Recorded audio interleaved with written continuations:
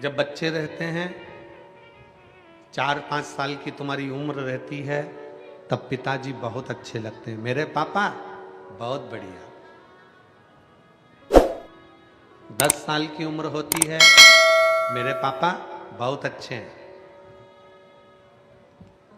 बहुत बहुत ज्ञानी है मेरे पिताजी।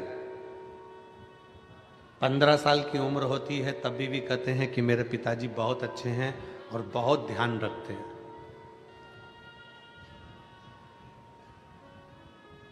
18 साल की उम्र आती है, तब बच्चे कहते हैं पापा तुम आज के समय में जीना नहीं जानते।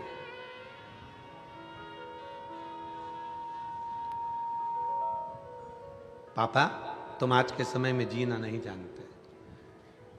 25 वर्ष की उम्र होती है और बच्चे कहते हैं पापा तुम आज के कल्चर के नहीं हो और तुम इतनी चिड़चिड़ करने लगे कि मैं परेशान हो गया हूं तुमसे। 30 साल की उम्र आती है और बच्चे कहते हैं कि अब हम तुम्हारी पुरानी मेथड से तुम्हारे साथ नहीं चल सकते, इसलिए अब हम तुम्हारे साथ नहीं रह सकते। 40 साल की उम्र आती है, फिर वापिस वही दौर चालू होता है और बच्चा तुम्हारा बेटा खुद अपनी पत्नी से कहता है कि मेरे बच्चों को जैसे मेरे पिताजी ने हमको संभाला, आज के ज़माने में हम हमारे बच्चों को नहीं संभाल पाते। 50 साल की उम्र आती है, बच्चे फिर हाथ से निकलने लगते हैं, तो याद आता है कि मेरे पिताजी उस समय पर हमको संघर्ष से पाले हैं। 60 साल की उम्र आती है, तब हम अपने पत्नी के सामने अपने बच्चों से कहते हैं कि एक हमारे पिताजी थे, इतना संयम इतना नियम रखते थे और हमको पाल पोस कर बड़ा कर दिया। अर्थात 60 साल मनुष्य के निकल जाते हैं तो भी वो अपने बाप को पहचान नहीं पाता, उसी तरह पूरी जिंदगी निकल जाती है, लोग महादेव को पहचान नहीं पाते। 60 साल की जिंदगी मनुष्य निकाल देता है और अपने पिता को नहीं पहचान पाता। पिता कब तक अच्छा लगता है? जब तक वो डांटे ना। पर पिता की डांट, गुरु की डांट और सुनार की हथौड़ी, पिता की डांट, गुरु की डांट और सुनार द्वारा पीटा गया सोना एक ना एक दिन आभूषण बन जाता है, वो आगे बढ़ जाता है। अगर पिता डांट रहे हैं, पिता अपशब्द कह रहे हैं, पिता ताने दे रहे हैं, पिता गाली दे रहे हैं, पिता अपशब्द कह रहे हैं, तो ये मानकर चलना कि तुम्हारी जिंदगी कुछ अच्छी बनने वाली है। तुम्हारे गुरु ने तुमको डांट दिया, गुरु ने अपशब्द कह दिया, गुरु ने ताना दे दिया, गुरु ने आड़ा टेढ़ा कह दिया, समझ लेना कि तुम्हारी जिंदगी बनने वाली है।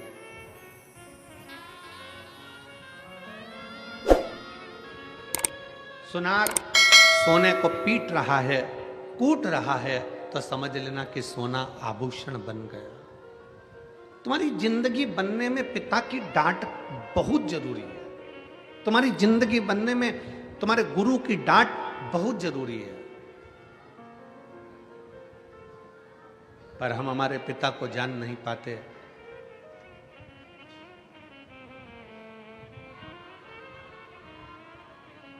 परमात्मा जब एक बच्चे को मां की गर्भ में भेजता है ना, परमात्मा जब एक बच्चे को मां के गर्भ में भेजता है, एक जीव को मां के गर्भ में भेजता है, तो जिसको भेजता है वो बच्चा घबराता है।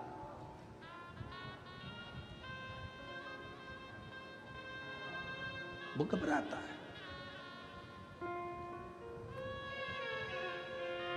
अच्छा, तुम जितने बैठे हो ना, तुम में से किसी व्यक्ति को अकेले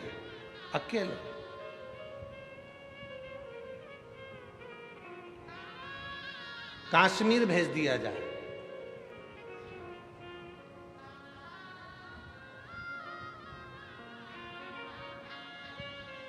या बांग्लादेश भेज दिया जाए, बोलो जम के घबराओगे कि नहीं घबराओगे?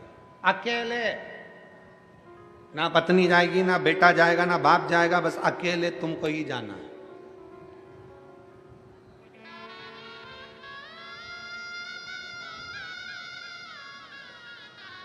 केवल स्वयं को जानो। बोलो घबराहट होगी कि नहीं होगी? जम के तो बोलो जरा। अरे मेरे साथ कोई तो जाए कम से कम, मैं अकेला।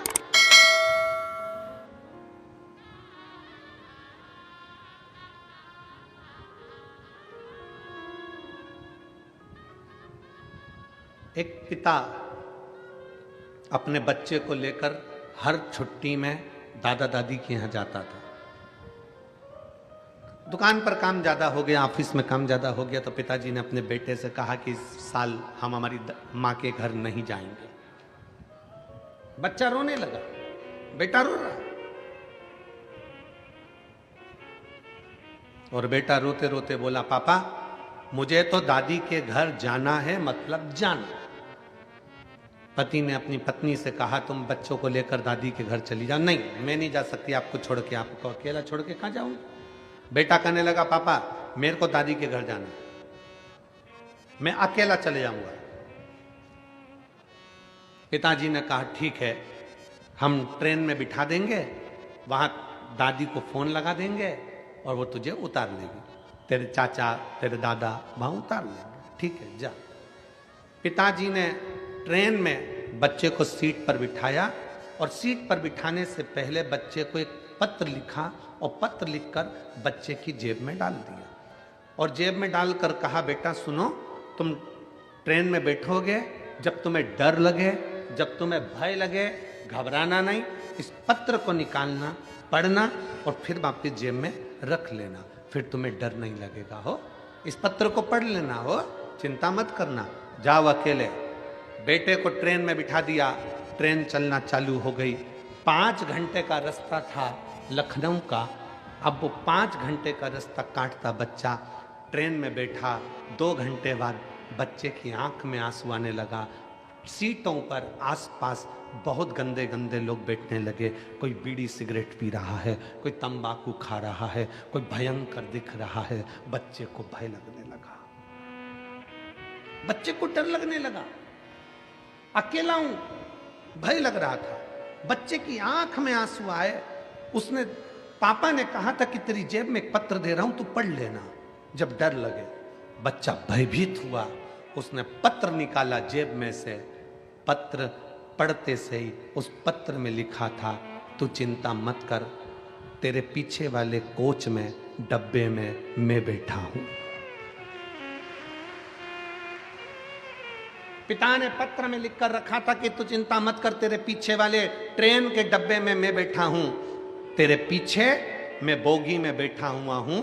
बच्चे ने पत्र को जेब में रख लिया। अब बच्चा घबराता नहीं है, अब बच्चा रोता नहीं है, क्योंकि उसको मालूम है मेरा बाप, मेरा पिता मेरे पीछे वाले डब्बे में बैठा है। उसी तरह मेरा विश्वनाथ, मेरा कुबेरेश्वर महादेव, मेरा ओघड़दानी महाकाल राजा भी जन्म देने से पहले, तुमको पृथ्वी पर भेजने से पहले कह देता है, चिंता मत करना, मैं तेरे पीछे खड़ा हूं, तू आगे बढ़ता रहना, चिंता करने की जरूरत नहीं है, मैं स्वतः तेरे साथ में हूं, मैं स्वयं तेरे साथ चल रहा हूं, मैं स्वयं तेरे नजदीक में हूं, तुझे चिंता करने की जरूरत नहीं, तुझे भय होने की जरूरत है। और हम अकेले नहीं, हम शंकर के साथ में, शंकर हमारे पीछे कदम से कदम मिलाकर चल रहे हैं, शंकर हमारे साथ में कदम से कदम मिलाकर आगे बढ़ रहा है। हम अकेले नहीं हैं। हम तो बाबा के भरोसे चलते हैं, हम तो बाबा के भरोसे चलते हैं। ये दुनिया वाले जलते हैं, ये दुनिया वाले जलते हैं, हम तो बाबा के भरोसे चलते हैं, डमरू वाले के भरोसे चलते हैं। हम उसके आश्रित होकर चल रहे हैं, हम उसके बल पर आगे बढ़ रहे हैं, उसके आश्रित होकर हम चल रहे हैं। बाप जैसे बेटे को एक पत्र लिख कर दे देता है कि भय लगे तब, जब डर लगे तो इस पत्र को पढ़ लेना। उसी तरह शिव महापुराण की कथा कहती है, जब भय लगे जिंदगी में तुम्हें दुख और तकलीफ आए तो यह पत्र शिव महापुराण ने भी दे दिया। श्री शिवाय नमस्ते, श्री शिवाय नमस्ते, एक पत्र दे दिया।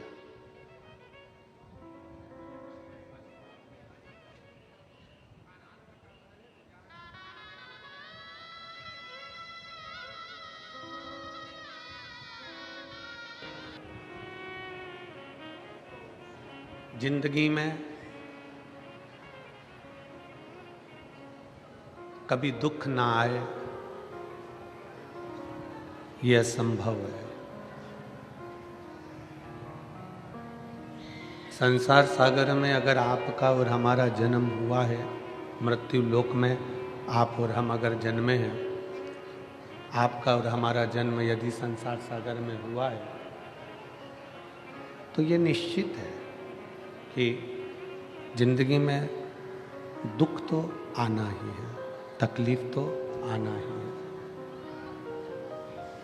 जिंदगी में कभी दुख ना आए यह असंभव है, पर दुख में भी मनुष्य यदि मुस्कुरा जाए तो यह संभव हो सकता है कि दुख कट सकता है, दुख समाप्त हो सकता है।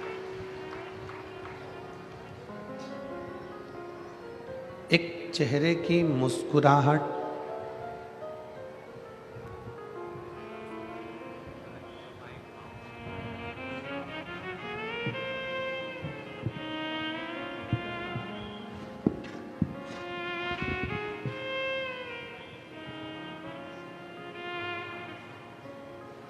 एक चेहरे की मुस्कुराहट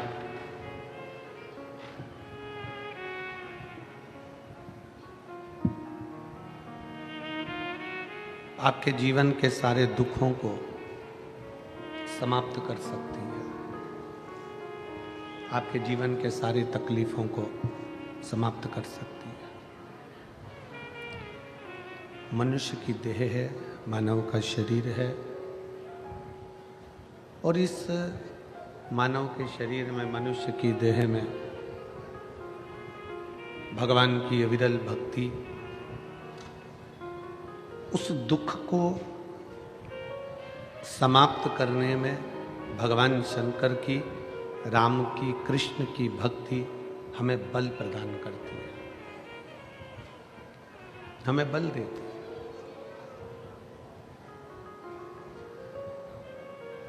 कहते हैं जैसे एक बड़े डीपी के पास में आप पहुंचते हैं, एक बड़ी डीपी के नज़दीक में आप जाते हैं तो वहाँ लाइट का पावर बहुत तेज होता है।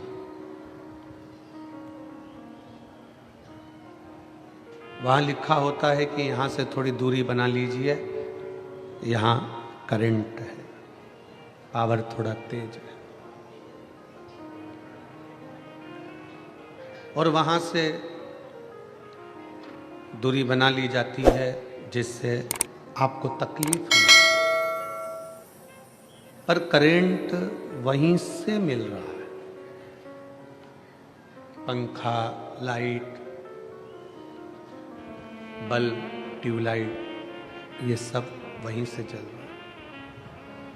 शिव महापुराण की कथा कहती है कि शिव महापुराण वो जनरेटर है, शिव महापुराण की कथा वो डीपी है, शिव महापुराण की कथा वो बल है जो एक बार कथा के पंडाल में जाकर बैठ जाता है, उसको वो करंट मिलना प्रारंभ हो जाता है और वो भी जिंदगी में आगे बढ़ जाता है।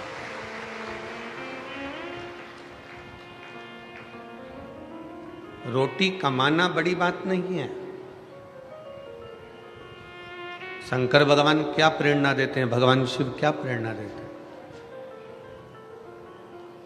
शंकर जी की कथा क्या प्रेरणा देती है।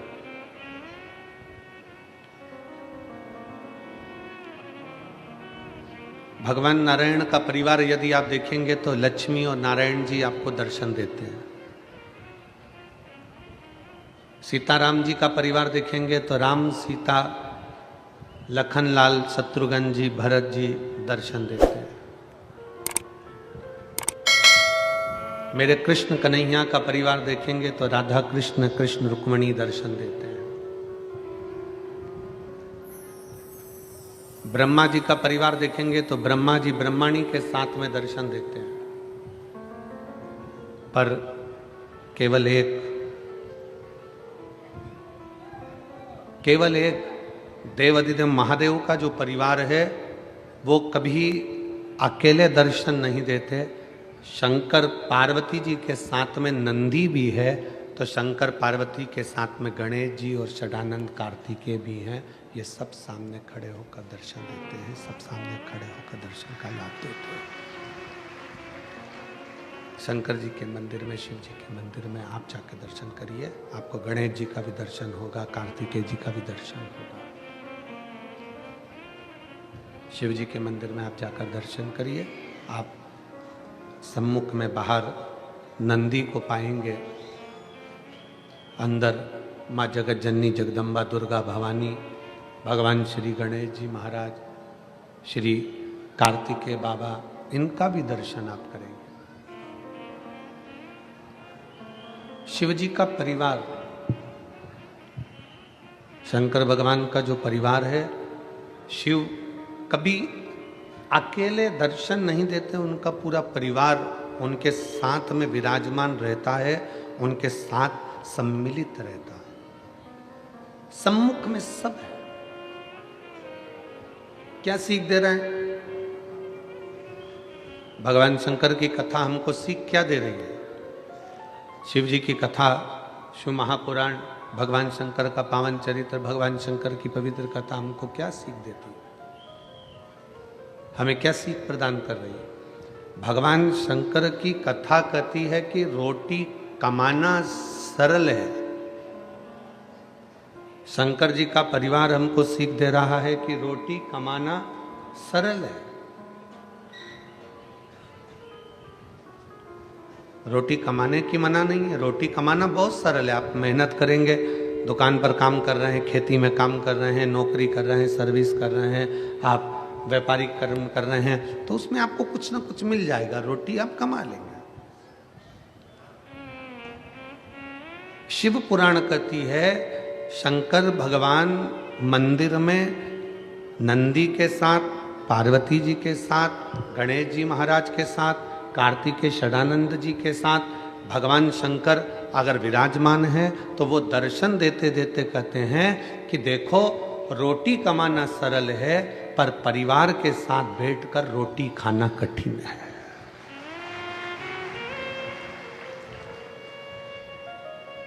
ये शिव महापुराण की कथा कर रही है। ये मग से चल रहा है तुम्हारे, खड़े होकर सुनो आशीष, आके यहाँ पर। शिव महापुराण की कथा कहती है कि रोटी तो कमाना उधर के रोटी कमाना सरल विषय, रोटी कमाना कठिन विषय नहीं है, रोटी कमाना सरल विषय।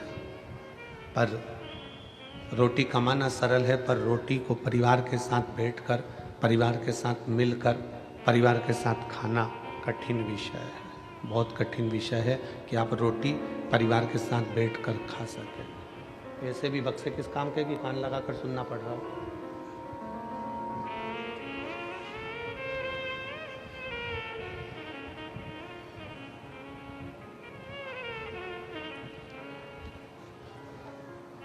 शिव अपने पूरे परिवार के साथ में, शंकर अपने पूरे परिवार के साथ में, देवादिदेव महादेव अपने पूरे कुटुंब के साथ में, अपने परिवार के साथ बैठे रहते हैं।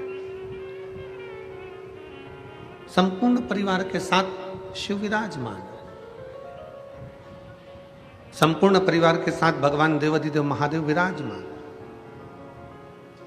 और संपूर्ण परिवार के साथ विराजमान होकर यह हमें प्रेरणा दे रहा है।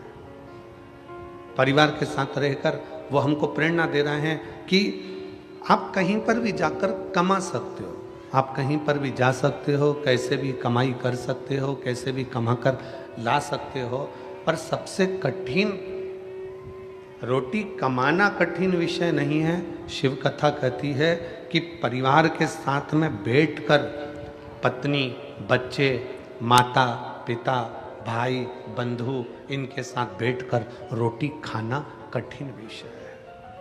ये कठिन है।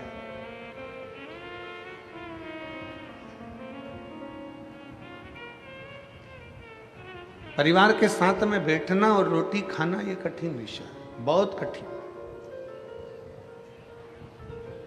जब बाल्यावस्था रहती है, शिव महापुराण की कथा कहती है कि बाल्यावस्था के समय पर, बचपन में, बाल्यावस्था में सब एक साथ बैठकर भोजन कर लेते हैं। जब बाल्यावस्था रहती है तो सब एक साथ बैठकर भोजन को ग्रहण कर लेते हैं। पर जब बचपन चला गया, किशोर अवस्था भी जब चली गई, जब एक युवानी की अवस्था आई, जवानी की अवस्था आने पर, जवानी की अवस्था में सब कमाने के लिए यहां तहां चले जाते हैं। कौन है घर में?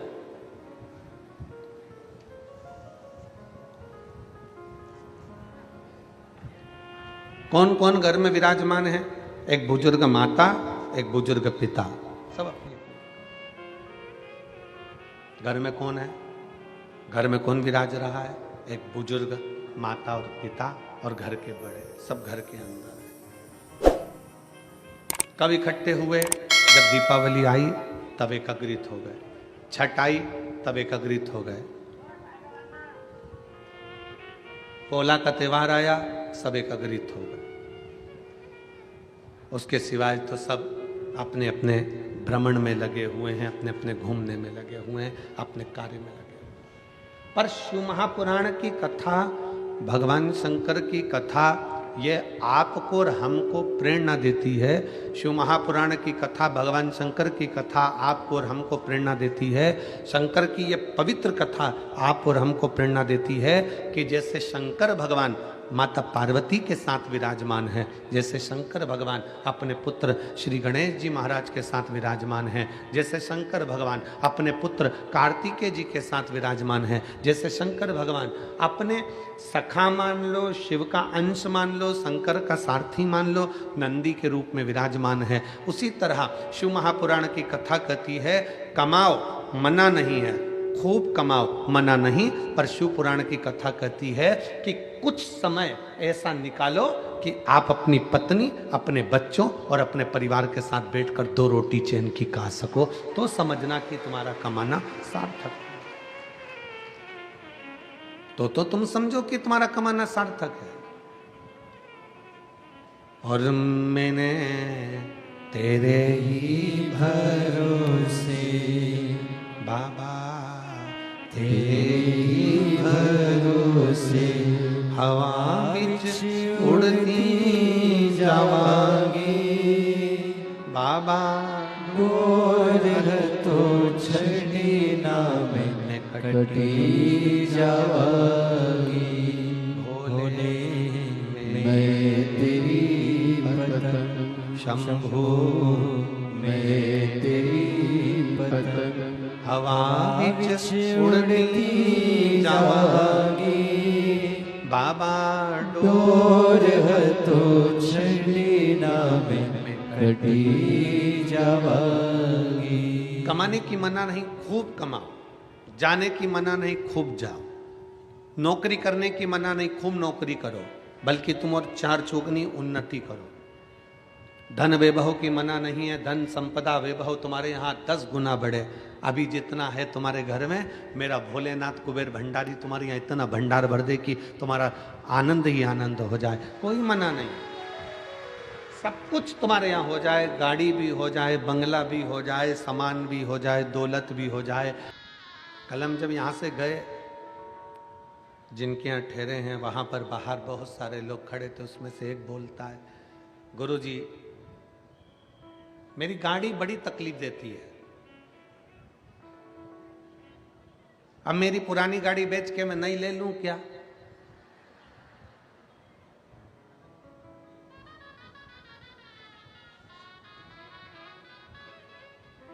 हमने उससे कहा हम ज्योतिषी नहीं जानते कि हम तू नई ले कि पुरानी ले। हम तो इतना जानते हैं कि बंद गाड़ी को भी चला सकता है श्री शिवाय नमस्तुभ्यम। तेरी बंद गाड़ी के ऊपर भी अगर तूने दिल से लिख दिया श्री शिवाय नमस्तुभ्यम, तेरे ऑटो के ऊपर भी लिख दिया श्री शिवाय नमस्तुभ्यम, तेरी मोटरसाइकिल पर भी लिख दिया श्री शिवाय नमस्तुभ्यम, तो ये हमारा विश्वास कहता है कि वो अटकेगी नहीं, बढ़ ही जाएगी, आगे निकल ही जाएगी। इतना विश्वास शंकर देते हैं शिव महापुराण की विद्येश्वर संहिता में कि ये मैं जो दे रहा हूं ये साधारण नहीं है, मैंने लिखकर पर्ची तेरी जेब में डाल दी। जब माँ के गर्भ में बच्चा आता है ना तो वो घबराता है, भगवान शंकर से कहता है मैं पृथ्वी पर जन्म नहीं लेना चाहता, मुझे नीचे क्यों भेज रहे हो? मैं जाऊंगा पृथ्वी पर जन्म लूंगा तो मेरा पेट कौन भरेगा? मैं पृथ्वी पर जन्म लूंगा तो मैं जन्म लेते से तो नौकरी नहीं कर सकता, कमाने नहीं जा सकता, मेरा पेट कौन भरेगा? मैं जन्म लेते से ही मेरे पास में तो कुछ भी नहीं रहेगा, मेरे पास ना मकान है, ना प्रॉपर्टी है, ना मेरे सोना है, ना चांदी है, ना बर्तन है, ना भांडे है, कुछ भी मेरे पास में नहीं है। मैं जन्म ले लूंगा तो मेरे को देगा कौन? शंकर भगवान ने जीव को माँ के गर्भ में भेजने से पहले वचन दे दिया, तू चिंता मत कर, जिस घर में तू जन्म लेगा उस घर में तुझे दो शंकर और पार्वती का प्रतिबिंब मिलेंगे, एक तेरे पिता एक तेरी माँ। शंकर और पार्वती का प्रतिबिंब, शंकर पार्वती का स्वरूप मिलेंगे तेरे घर में, तेरे पिता और तेरी माँ। जब तक तू नहीं कमाएगा, जब तक तू छोटा रहेगा, माँ तुझे स्तनपान कराकर बड़ा कर देगी, बड़ा हो जाएगा माँ रोटी खिलाकर बड़ा कर देगी, समय आएगा माँ कपड़े भी पहनाएगी। तेरे पास में दो फरिश्ते शंकर पार्वती तेरे माता पिता ऐसे हैं जो तेरे को पूरा 25 साल तक खिलाकर बड़ा कर देंगे, 30 साल तक खिलाकर बड़ा कर देंगे। यहाँ तक ऐसे फरिश्ते हैं माता पिता कि वो प्रॉपर्टी भी तुझे देंगे, मकान भी तुझे देंगे, अपनी चेन भी देंगे, अंगूठी भी देंगे और सब कुछ तुझे देंगे। वो शंकर पार्वती जैसे माता पिता तेरे घर में है। बस तू एक काम करना, उन फरिश्तों का कभी दिल मत दुखाना, नहीं तो शंकर का दिल दुख जाएगा। अपने माता पिता का दिल ना दुखाइए। जिस घर में माँ बाप की इज्जत नहीं होती, उस घर में देखना कभी बरकत नहीं होती। जहां माता पिता हैं समझ लेना कि वो फरिश्ते तुझे मिले हैं कि तुझे कुछ नहीं करना है। तू रो रहा है, माँ दूध पिलाएगी, तुझे जाना है माँ कपड़े पहनाएगी। इससे बढ़कर और कौन मिलेगा तेरे को कि तेरे गंदगी भी माता पिता साफ करेंगे, तुझे यहाँ तक साथ ले लेके डोलेंगे, तुझे खिलाएंगे पिलाएंगे, बड़ा करेंगे, तेरे ऊपर खर्चा पे खर्चा करेंगे और आखिरी में पूरी प्रॉपर्टी भी तुझे देंगे, मकान भी तुझे देंगे, जमीन भी देंगे, जेवर भी देंगे। तुझे कुछ नहीं करना है, तुझे तो केवल एक काम करना है कि मृत्यु लोक में अगर तेरा जन्म हुआ है तो कर्म अच्छा कर लेना। कर्म अच्छा कर लेगा तो जिंदगी में आगे फिर कुछ अच्छा मिल जाएगा।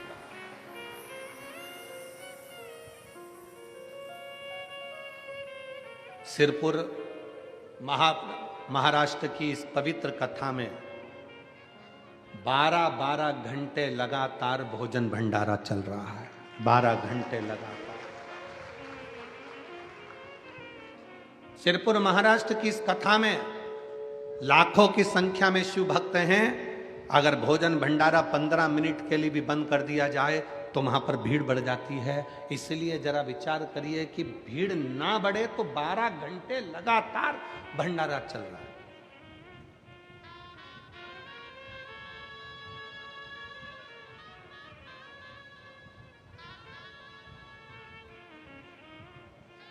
और मैं भंडारा चलाने वालों से विनती करूंगा, आप अपने दिल पर हाथ रखकर बोलना, भंडारे में चलाने वाली मां अन्नपूर्णा, चलाने वाला मेरा कुबेर महादेव, कुबेरेश्वर महादेव भंडारी बैठा हुआ है। जितना आप खिलाओगे मेरा भोले बाबा दूसरे दिन उतना और दुगना लाकर भर जाएगा और भंडारा चलाता है। रीत है कुबेरेश्वर महादेव की। सीहोर में आने वाला शिव भक्त जब भगवान शंकर के कुबेरेश्वर धाम पर पहुंचता है, कुबेरेश्वर धाम पर पहुंचता है, तो हम उसको एक ही बात कहते हैं, यहाँ पर तुम आए हो, इतना विश्वास मानकर चलना कि कुबेरेश्वर बाबा क्या देता है ये उसको ही मालूम। क्या देगा, कैसे देगा, कब देगा, ये उसके ऊपर निर्भर करता है उसके। और खाली न जाता कोई दर से तुम्हारे, खाली न जाता कोई दर से तुम्हारे, मैं भी खड़ी हूँ नंदी बाहे फसारे, अपने हृदय से लगा लो लगा लो, गिरा जा जा रहा हो उठा लो उठा लो, बोले अपने दर से अब तो न टालो, गिरी जा रही हो उठा लो उठा लो। आप आए हैं शिव पर आश्रित होकर। घर में दो फरिश्ते हैं, शंकर और पार्वती का रूप है घर के बुजुर्ग माता और पिता। ये शंकर का स्वरूप है, ये शिव का रूप है। जिसने इनको पहचान लिया, जो इनको पहचान गया, फिर उसको कहीं जाने की जरूरत नहीं पड़ी। शंकर खुद उनके दरवाजे पर आया है। महाराष्ट्र का धाम पंढरपुर, हरिविठ्ठल का धाम। महाराष्ट्र का पवित्र धाम पंढरपुर, हरिविठ्ठल का धाम पंढरपुर। आप स्वयं जानते हो कि पौंडरिक अपने माँ बाप की सेवा कर रहा था और भगवान नारायण दरवाजे पर आकर खड़े हो गए थे। बोलो सही है? माँ बाप की सेवा कर रहे थे और दरवाजे पर हरिविठ्ठल आकर खड़े हो गए थे और पौंडलिक से कहते हैं कि तेरे दरवाजे पर बहुत सारी गंदगी कीचड़ पड़ा है, क्या करूं, कैसे खड़े हों। तब एक ईंट बाहर फेंक दी और उस ईंट पर कमर पर हाथ रखकर मेरे हरिविठ्ठल खड़े हो गए अपने भक्त को दर्शन देने। जिनके मस्तक पर, जिनके सिर पर, जिनके मस्तिष्क पर स्वयं शंकर भगवान विराजमान, स्वयं शिवलिंग, स्वयं शंकर जिनके मस्तक पर विराजमान।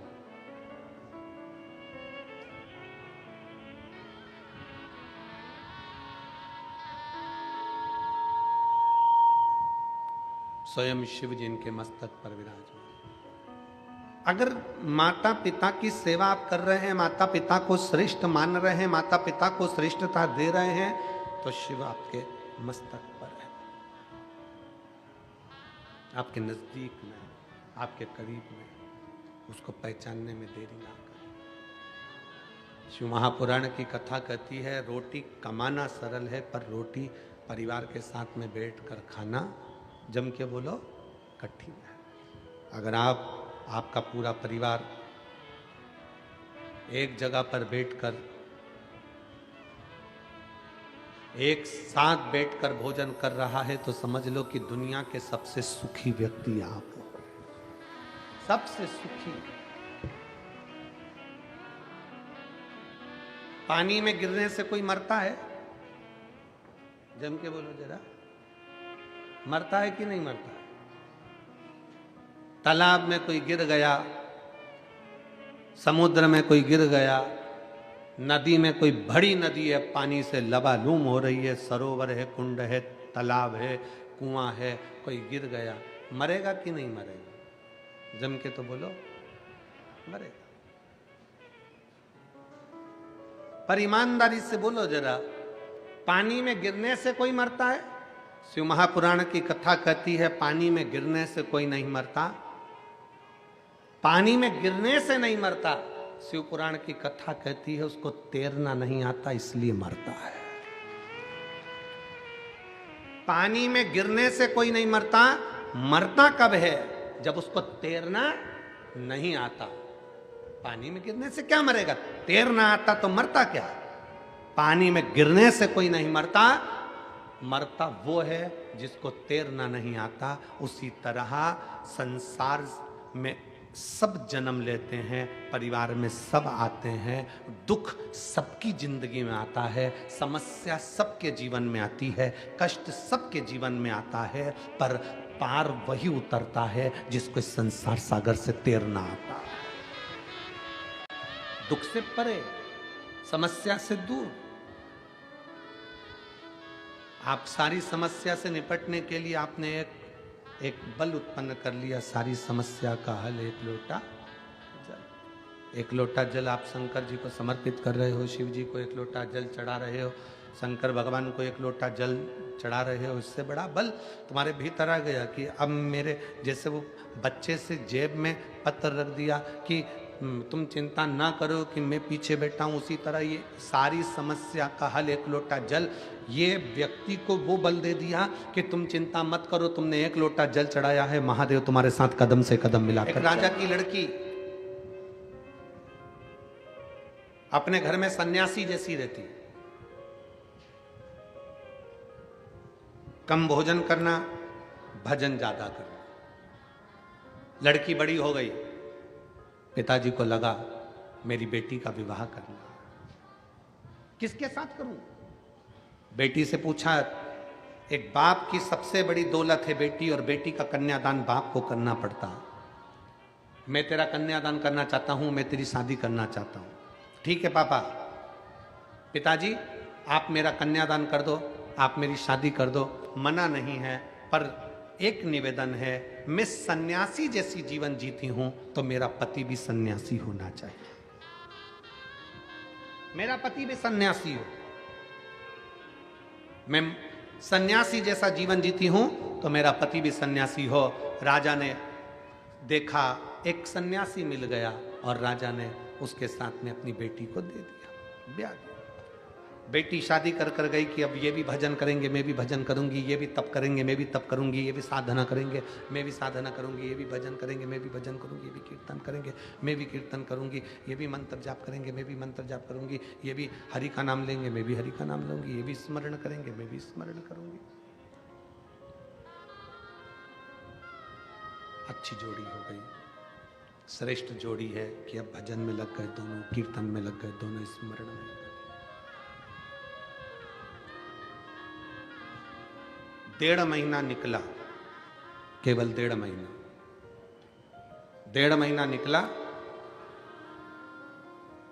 बेटी भी सन्यासी का जीवन जी रही थी और पति भी सन्यासी का जीवन जी रहा। 1.5 महीना निकला और 1.5 महीने बाद बेटी ने देखा कि एक कटोरे के अंदर 4 रोटी रखी है, सूखी रोटी। तो बेटी ने अपने पति से पूछ लिया, सन्यासी से पूछा, ये 4 रोटी कैसे रखी हुई है? ये 4 रोटी किसने रखी है? सन्यासी बोले, ये रोटी मैंने रखी है। क्यों? कल अगर कहीं से अन्न नहीं मिला, कल के लिए ये रोटी, रूखी सूखी रोटी मैंने कर दी।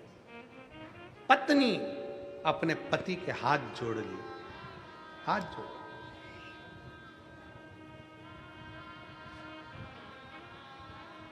जो कल की चिंता करे वो सन्यासी हो ही नहीं सकता। जो कल की चिंता कर रहा है वो सन्यासी कैसे हो सकता है? सन्यासी तो वो होता है जो कल की क्या, एक पल की चिंता ना करे। हम तो बाबा के भरोसे चलते हैं, हम तो बाबा के। कल एक वीडियो हमें वो कुणाल ने एक वीडियो भेजा, बच्चे ने। तो हमने वो वीडियो देखा तो उस वीडियो में एक महिला 70 साल की, शायद वो यूट्यूब पे डला होगा, 70 साल की एक महिला मराठी भाषा में उससे पूछा जा रहा है, न्यूज़ एंकर उससे पूछ रहे हैं, यहाँ ठंड पड़ रही है। तुमने भी देखी होगी, किसी ना किसी ने देखी है क्या? अरे बोलो तो। देखिए, न्यूज़ एंकर पूछ रहा है, ठंड पड़ रही है इतनी तेज। 70 साल की माँ आई, भोजन की व्यवस्था। 70 साल की आई से पूछा गया, इतनी ठंड पड़ रही हो, कैसे रहोगी? उस महिला ने कहा, हम बाबा के भरोसे रहते हैं, हम बाबा।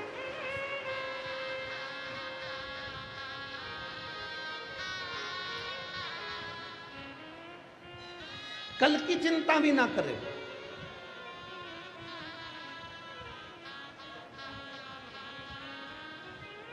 कल की चिंता।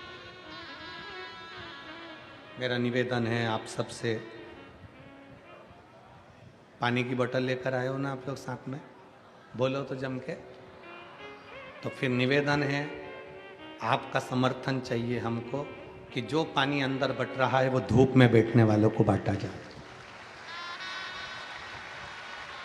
जो पानी अंदर बांट रहे हो वो धूप में जो बैठे हुए हैं 8-8 घंटे से 7-7 घंटे से, उनको दो, तो वो पानी धूप में पिएंगे तो उनको थोड़ा तृप्ति होगी।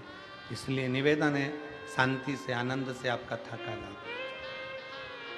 जो नहीं लाया हो तो उससे निवेदन है कि कल से आओ तो 2 पानी की बोतल लाओ, एक अपनी पड़ोसन के लिए, एक अपने लिए। ठीक है? हर हर। सन्यासन ने हाथ जोड़कर अपने पति से कहा कि जो कल की चिंता करे वो सन्यासी नहीं हो सकता।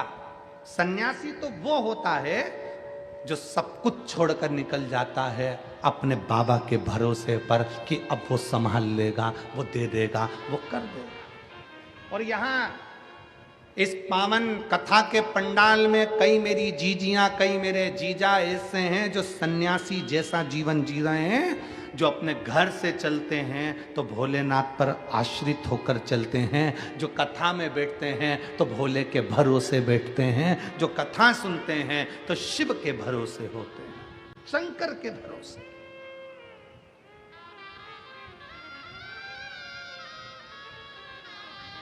उनकी आश्रितता ही शिव है।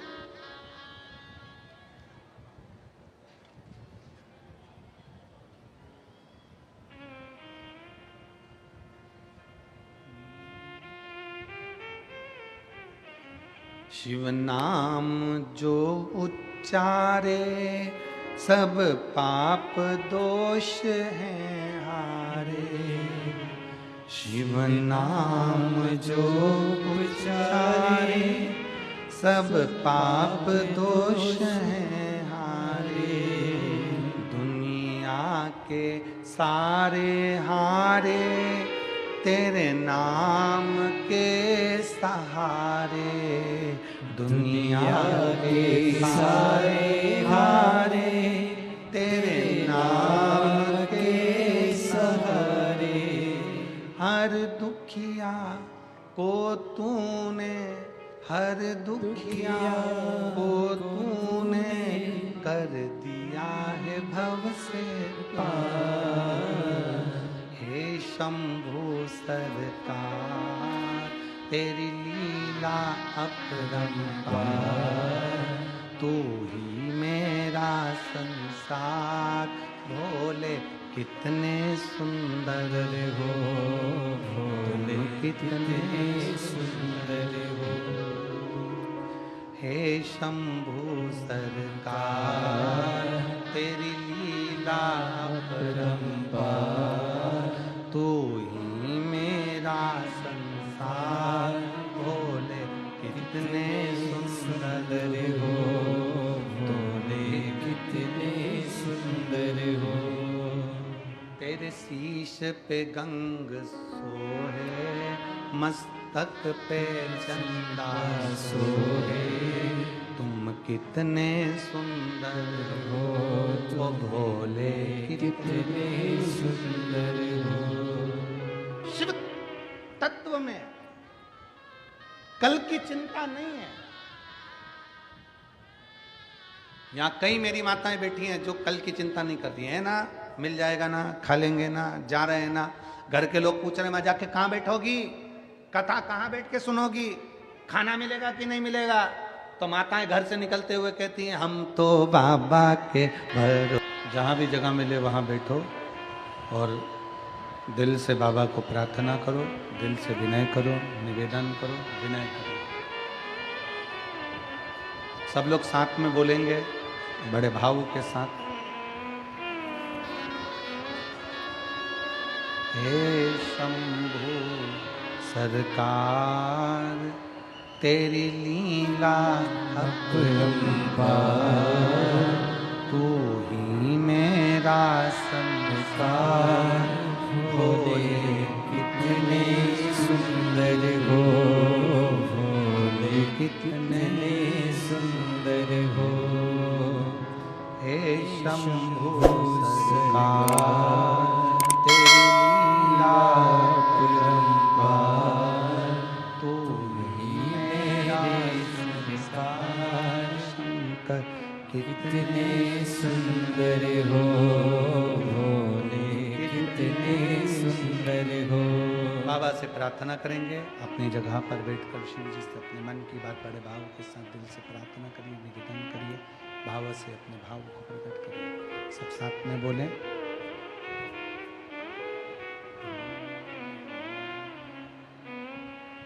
श्री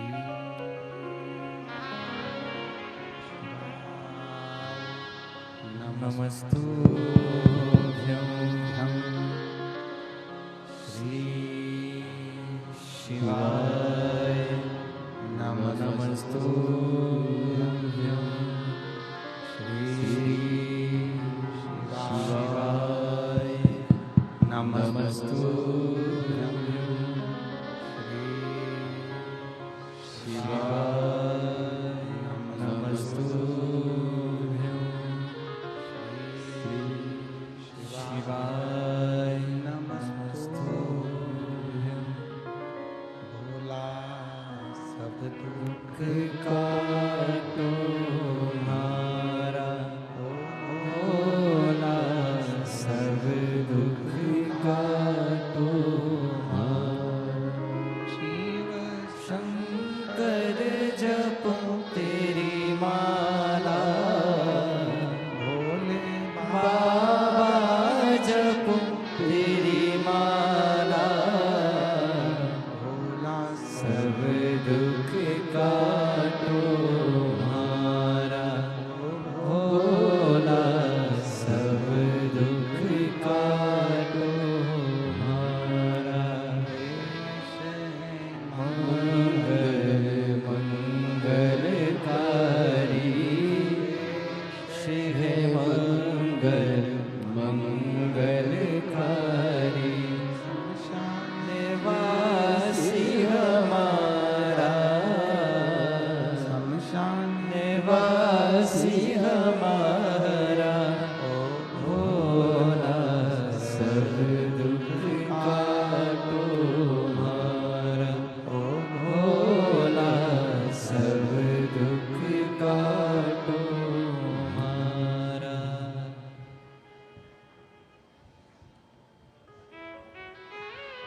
भगवान देवत्व महादेव से अपने मन की बात बड़े भाव के साथ दिल से बाबा को प्रार्थना करिए, भाव से विनय करिए, निवेदन करिए।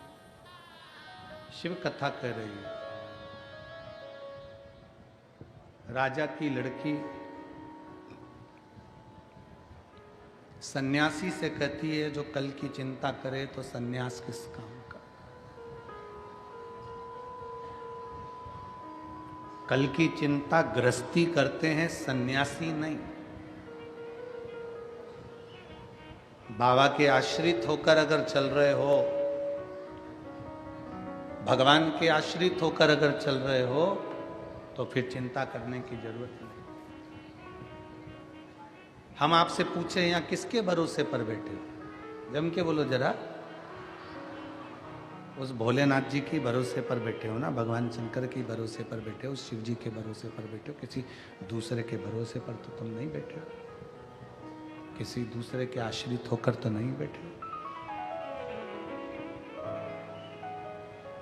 अब जब उसके आश्रित होकर बैठे हो तो वो सब संभालेगा।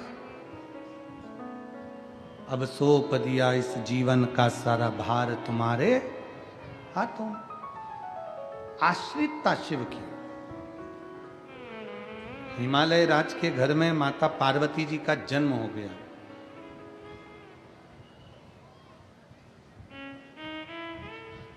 पांच वर्ष की माता पार्वती जी नारद जी के मुख से सुन ली थी कि शंकर को भजना है और शिव अगर पति के रूप में मिल गए, शंकर अगर पति के रूप में मिल गए तो जीवन की सार्थकता सिद्ध हो जाए। ये पार्वती जी ने सुन लिया, अपने कानों से श्रवण कर लिया कि शंकर को भजना, शिव का स्मरण करना। बस 5 वर्ष की अवस्था धारण कर 5 वर्ष की अवस्था में माता पार्वती जी अपने वन घर से बाहर निकल गई, अपने घर से दूर।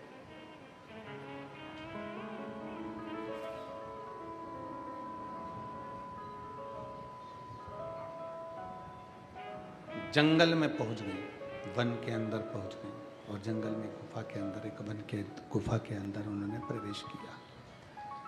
जंगल में पहुंच गई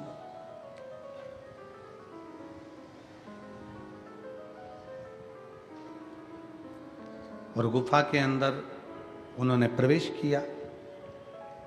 पार्वती जी की 2 सहेली, उन्होंने पूछा पार्वती से कि तू इतनी छोटी सी अवस्था तेरी, 5 वर्ष की अवस्था तेरी, और जंगल में तू आकर बैठी है, वन में आकर बैठी है, इस वन में निवास कर रही है, इस जंगल के अंदर आकर निवास कर रही है, अगर कोई हिंसक पशु पक्षी तुझे खा गया तो, मान लो किसी ने तेरा भक्षण कर लिया तो। पार्वती जी का एक शब्द बड़ा भारी था। पार्वती जी ने कहा, मैं जिस शंकर का भजन करने के लिए इस वन में, इस जंगल में आई हूं, अगर मैं शिव का भजन करूंगी, मेरे मुख से अगर कोई मंत्र का उच्चारण होगा, मेरे मुख से अगर कोई शब्द निकलेगा, तो जिसका शब्द निकल रहा है, मैं जिसको पुकार रही हूं, वो तो मेरी रक्षा के लिए आकर खड़ा होगा। तो फिर मुझे क्या चिंता करनी, मुझे क्या सोचना, मुझे क्या भय पाना।